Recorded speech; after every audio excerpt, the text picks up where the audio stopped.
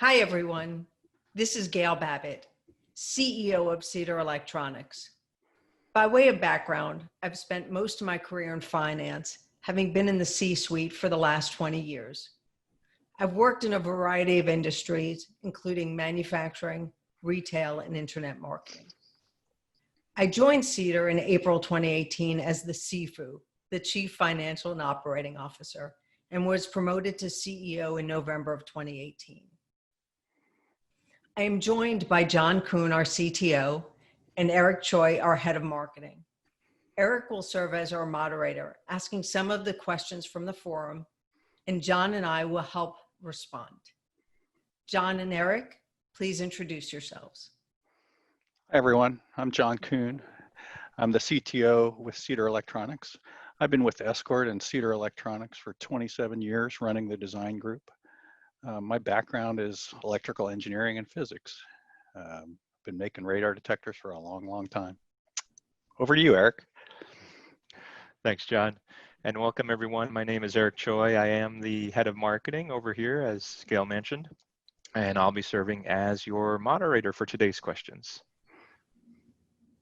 Great. Thanks, you guys. Most of you know quite a bit about Cedar, but I will spend just a few minutes to tell our story. Cedar is providing products and technology to enable consumers to drive smarter and safer. We are continuing to invest in our technology solutions. So let me take you back a little. Many people know that ESCORT and Cobra merged several years ago. We have been leveraging the DNA from both. Cobra had great partners who made products based on Cobra's designs and specifications. The priority for Cobra was always value and safety. ESCORT was built on company engineered products that were always cutting edge and industry leading. The products were designed and engineered in-house. We have now leveraged our partners to make both ESCORT and Cobra products. We have also leveraged our engineers to design ESCORT and some Cobra products. This is very exciting and something we will continue to lean in on. We are focused on technology to enable across our product categories to help our consumers with robust data that is connected. We will talk more about that in coming months. We have recently launched the Redline 360C. I want to thank everyone for the success of the launch. For customers who are supporting the product and brand, our engineers who design the new technology, and marketing and product management for raising the bar. The Redline 360C was the culmination of 2 years of investment. Our goal was to continue to provide advanced filtering, complete stealth while expanding the sensitivity. As often happens with technology, software glitches are discovered over time and updates are released to solve those challenges. The software enablement allows us to be more responsive to changes requested by customers. We aspire to continually earn the market's trust and respect. Additionally, our technology solutions that are delivered via our apps add expanded functionality and features. Our goal is to provide consumers with a unique experience that helps the safety of their driving experience. So we have received many questions about the company and our products. John and I are here today to respond to the inquiries relating to the Redline 360C. We will provide additional videos in the future to address some of the other inquiries. If we missed any questions, please provide inquiries on the RD forum. Please understand, we will not always respond. To be candid, some people are trying to just dig at the company. Our goal is to help make the best products to the market. For people that want to interact to drive that objective, we are all in. The following are the questions we will respond to today. All right, thanks, Gail. And question number one, this is for you, John.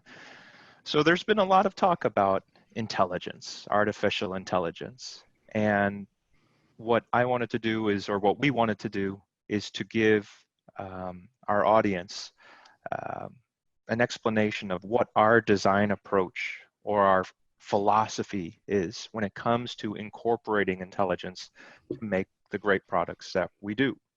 So John, over to you on that. Great question, Eric. There have been a lot of questions on how we use artificial intelligence and how we define overall intelligence. I think I'll start by discussing how we use artificial intelligence and then cover what we believe overall intelligence to be. You know, as many of you know, Cedar designs and sells dash cams under the Cobra and ESCORT brands. You know, if you design cameras of any kind, the concept of artificial intelligence and image recognition always comes up. We've been studying AI in detail in this category for many years now. But you know, today's question is, what about AI and how is it used in radar detectors? We think that one of the best uses of AI in a radar detector is to use AI to reject interfering blind spot monitor signals. The idea is that AI can be taught to discern the difference between a real police radar signal, which is typically an unmodulated signal, and a BSM signal, which is a modulated signal. So, you know, the question is, how do we typically accomplish this in our detectors? Well, the first step is we go out and we collect as much BSM data as we possibly can. To do this, we take the R360C out with the laptop and we collect data. In a typical day, we can collect thousands of BSM records, and it's all done automatically. We then bring the data back into the lab and we create a BSM rejection model. After the model's been created, we feed the BSM data back through the model to see how well it works. Once the model has been created, it gets converted to C code and it's ready to go. So it sounds simple, right? You collect some data, run it through some of the modeling software, create the detection model, load the software on the detector, and you're done, right? Hardly. In our experience, we've learned that there are some fundamental issues with AI software when trying to detect and reject very weak signals. The specific feature of the signal that the AI model is looking for is to see if there is any modulation on the signal. If the signal is modulated, it's probably a BSM signal or another type of interfering signal you would not want to alert to. The main issue that arises is that when the BSM signals are weak, it's sometimes hard to see the modulation on the signal, and then the AI model doesn't work very well. So think about this. When the BSM signal is close to you, you can typically see all of the modulation and reject the signal. When it's far away, it's hard to tell when the signal is a valid police radar detector or an interfering BSM signal. So this weak signal issue leads to what we call one-hit wonders. One-hit wonders are weak alerts that occur when the detection algorithms can't distinguish whether they are police radar or blind spot monitoring signals. If you use a detector, I'm sure you've all seen this. Your detector alerts on a weak K-band blind spot monitoring signal coming from an approaching car. And as the car gets closer, the detector is able to distinguish the modulation on the signal and determine that it's an interfering signal, and the detector stops alerting. This has been an ongoing issue for detector developers for many, many years. So remember that what you see in the lab where the signals are big and the modulation is easy to see may not correspond to real life and what you see on the road. So it's not as simple as loading some modeling software and launching a product. AI can be important in a radar detector, but it's only one piece of the puzzle. In reality, the R360C has about a dozen complex algorithms that a signal has to undergo before it can be determined to be a valid police signal and an alert can be made. The BSM modulation test, which uses AI, is only one of these algorithms. So in reality, AI is just a small part of the overall processing and model creation in our detectors. The other processes and algorithms that make up our detection and rejection models have been developed over years of creating detectors like the Passport 9500iX, the Redline series, the Max series, and now the Redline 360C. All of these processes and algorithms, along with some key features, are what we call intelligence. It's what allows us to design and build a really sensitive radar detector while minimizing false alerts. So I know there was a lot of technical jargon there, so I'm just going to summarize. So in our products, AI is only a small part of what we call intelligence. Our definition of intelligence includes all of the processes, algorithms, software, and features that go into making a great radar detector. Excellent. All right, you ready for question number 2, John? I'm ready. All right. Here we go. So thank you, John. Following up on that question, where do you see the next step heading for countermeasures in general? This was a question that came from the forum, and there is some, I would say, sensitivity or maybe some, I don't know if it's negativity, but there's some connotation around how we use connectivity. And I'm wondering if you can address that. Sure. Yeah, Eric, I'm not sure why you don't want to hear about connectivity. We love connectivity here at Cedar. You know, software development and connectivity are some of our foundations. You know, expanding sensors, alerts, and community information is how we continue to drive safer experiences. So we love connectivity here. So, you know, I'm gonna start by you know, the question was, what's new and where are we headed in general countermeasures, and we'll touch on connectivity. But I want to start with the R360 platform first, and you know, that's one area where we focus on three major areas. So I'm going to cover all three, and let's go through them. You know, the first thing we're going to cover is a software-defined radio platform. This is new to the R360C, and it's allowing us to do quite a bit of add new features and do new things. If you look at the hardware changes that we made in the R360C, you can see that we've moved from using a hardware FPGA with an integrated microblaze detector processor in the Mac series to using a fully implemented SDR radio from analog devices.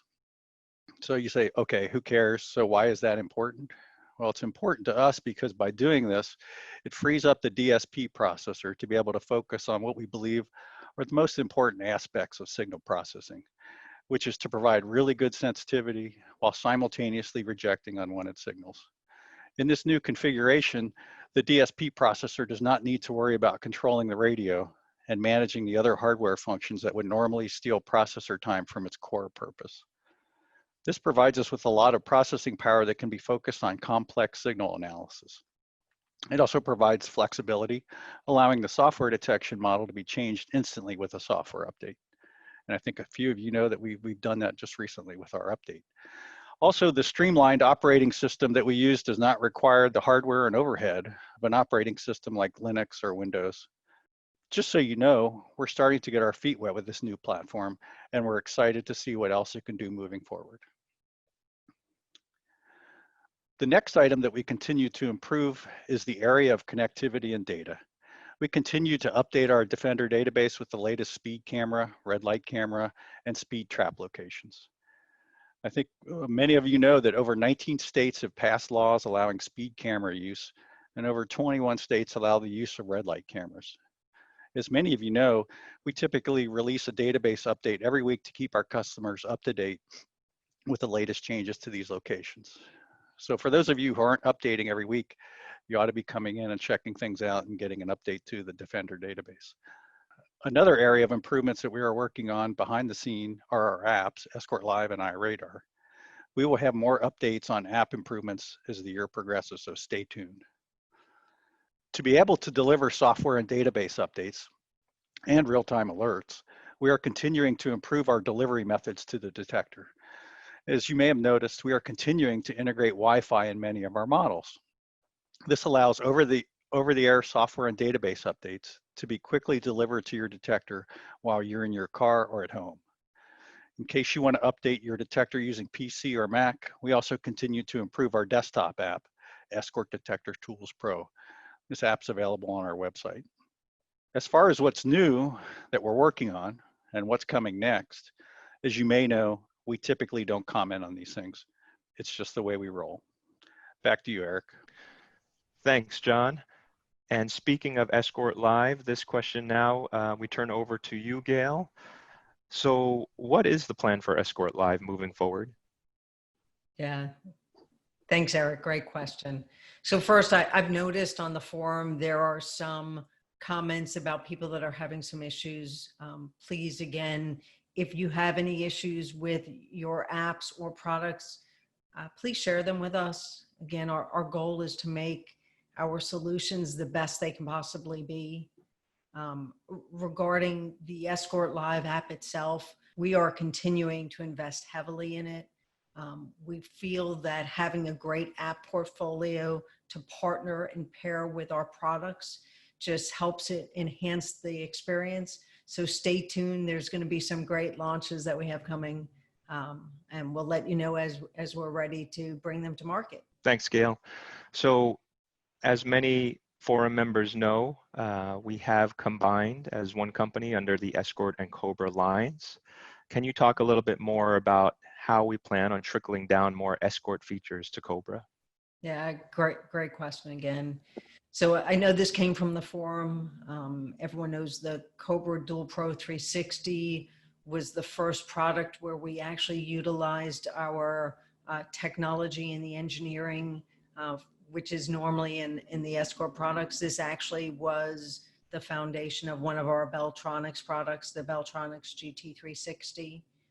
We're going to continue to do that. So our engineers are now starting to not just engage in using technology in the development of ESCORT radar products, but also for Cobra radar products and now for Cobra CB products. So we'll continue to do that as we move forward to really expand on the technology and the expertise of our engineers.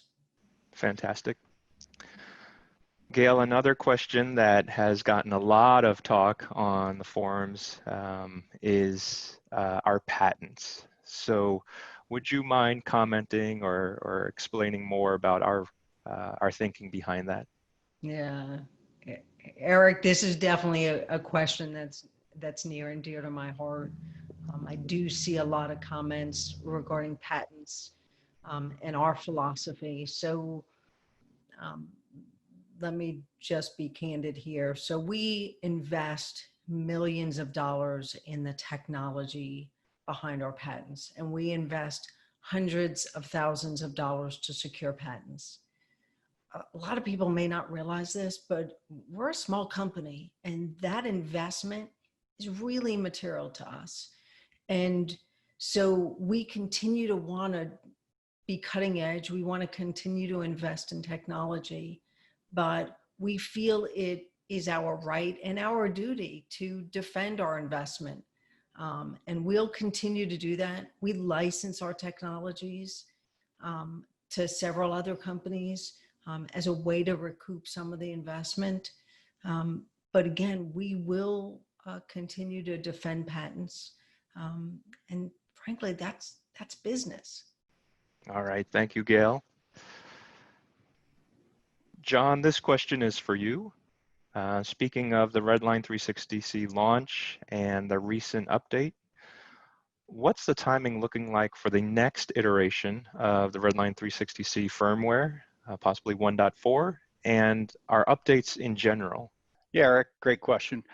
We have updates coming for the Redline 360C, and those updates add a new display mode called Spec FR1. We've also been working on additional aero speed improvements in the FR2 display mode, and there are also improvements to the side arrow transitions for all bands. This update's currently in beta, and it should be out in the next 2 to 3 weeks, so you should see that soon, early August. We also have other updates in the process. As you know, about a week ago, we launched the Max 3 product. We've already put out the first update for that product that adds jam to kill for laser, K-band notch filter, and we've also improved the sensitivity and performance. We're working on more updates for that product, so stay tuned, and we believe in the next 3 to 4 weeks we should have another update for that product. As far as the Max 360C, a lot of you have been asking questions around that model. We do have an update coming, and it's a similar time frame, 2 to 3 weeks. We're adding jam to kill and K-band notch filter as the first features that we're putting into that product, and it should be out in the next 2 to 3 weeks also. So just one other thing I'd like to just say, hey, if you're looking to provide us some feedback, jump on the forum. Joe Sherbandi is a great guy to talk to and ask questions and provide feedback to him. He's the guy keeping the list of updates, and we're trying to decide the best updates to provide first. So please contact him.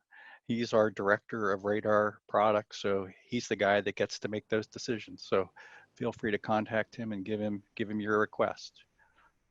Back to you, Eric. Okay, great. Thanks, John and Gail, for the answers to those questions. That's all for now, but as more questions come in, we'll continue to make these videos. Gail, any parting thoughts? Great. Well, again, Eric and John, thank you for working with me on this, and everyone out there, thank you all for sharing some of your time with us. We appreciate your loyalty. We are here to continue to drive the best solutions for safety on the road as possible. Stay safe, everyone.